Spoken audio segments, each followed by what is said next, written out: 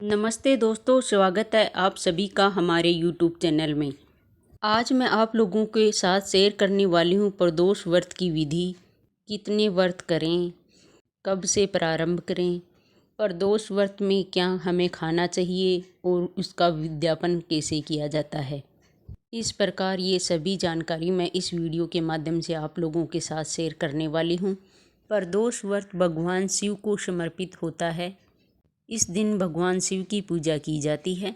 इस व्रत को कोई भी कर सकता है, स्त्री हो, पुरुष हो, वृद्ध हो, किसी के भी मन में भगवान के प्रति श्रद्धा हो वह इस व्रत को रख सकते हैं। वैसे तो प्रदोष व्रत को किसी भी माह में प्रारंभ कर सकते हैं, लेकिन सावन महीने में इस व्रत को प्रारंभ करें तो अति उत्तम होता है। एक बात का आपको ध्यान रखना है कि खरब मास में इस व्रत को प्रारंभ नहीं किया जाता है और जब तारा डूबा हुआ होता है तब भी इस व्रत को प्रारंभ नहीं किया जा सकता। यदि आप सावन महीने में इस व्रत को प्रारंभ करेंगे तो अति उत्तम फल मिलेगा आपको। प्रदोष व्रत की पूजा सूर्य अस्त के बाद की जाती है। इसमें हमें शिव भगवान की पूजा करनी होती है। पूरे दिन भगवान शिव के मंत्र और नाम का उच्चारण करें। शाम के समय में यथाशक्ति के अनुसार आप उसकी पूजा करें। शाम के समय में स्नान आदि से पवित्र होकर भगवान शिव को दूध और पंचामृत से अभिषेक करवाएं। धूप दीप करें, भांग धतूरे, फल फूल समर्पित करें। प्रदोष काल में षोडशाप पूजा की जाती है।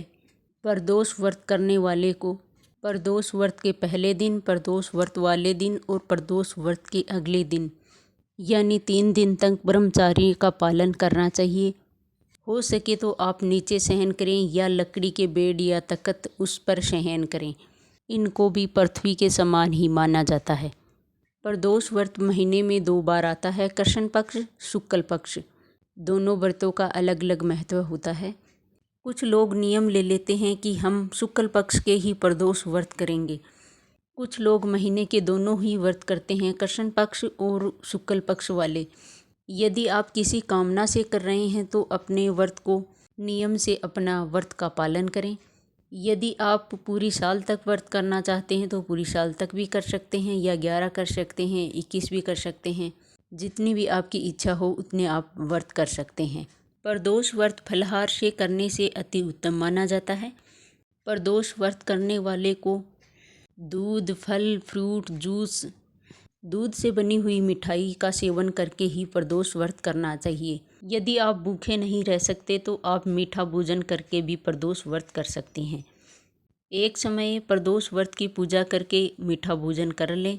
इस दिन नमक का प्रयोग नहीं करना है। अगले दिन चतुर्दशी के दिन सूर्य उदय के बाद व्रत पूर्ण होता है। इसके बाद व्रत का पारण होता है, व्रत खोला जाता है।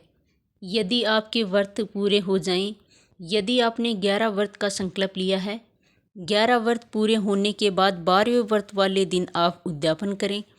यदि आपने पूरे साल के व्रत करने का संकल्प लिया है, इसके उद्यापन के लिए आप त्रयोदशी के पहले दिन यानी द्वादशी के दिन रात को जागरण करना चाहिए, मंडप सजाना चाहिए, चौकी सजानी चाहिए और गणेश भगवान की पूजा आराधना करनी चाहिए। और प्रदोष व्रत वाले दिन ब्रह्म मुहूर्त में उठकर स्नान आदि से निवृत्त होकर भगवान महादेव का, माता पार्वती का यथाशक्ति के अनुसार षोडश भगवान की पूजा अर्चना करनी चाहिए। 108 किसी भी शिव मंत्र के साथ हवन में खीर की आहुति लगानी चाहिए।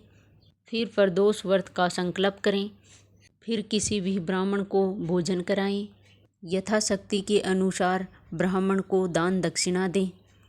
यदि आपको यह जानकारी अच्छी लगी तो कमेंट बॉक्स में हर हर महादेव ज़रूर लिखें और वीडियो पसंद आए तो वीडियो को लाइक, चैनल को सब्सक्राइब ज़रूर करें। धन्यवाद।